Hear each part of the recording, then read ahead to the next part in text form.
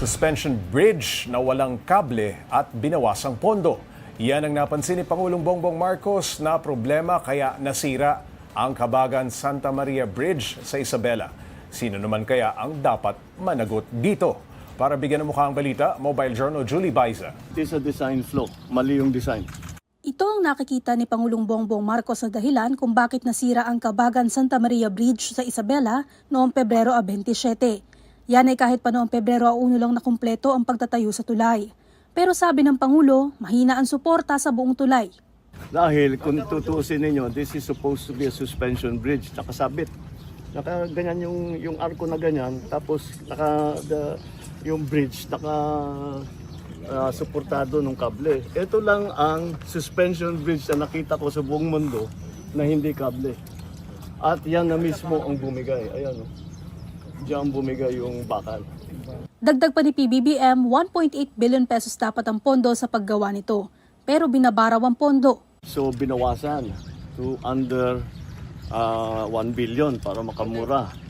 Ayan, inayos ngayon, ginawa ngayon yung detailed design.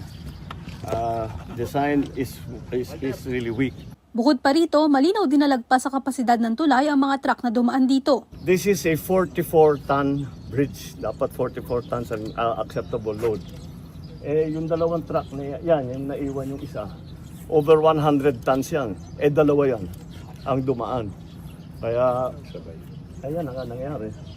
Hindi talaga kaya. Ito yata yung una Ito yung bumigay. Wala nang plate Wala naman daw magagawa ang pamahalaan kundi palitan ng bahagi ng nasirang tulay. Sa halipaan niya na nakatipid, gastos ulit yan sa gobyerno.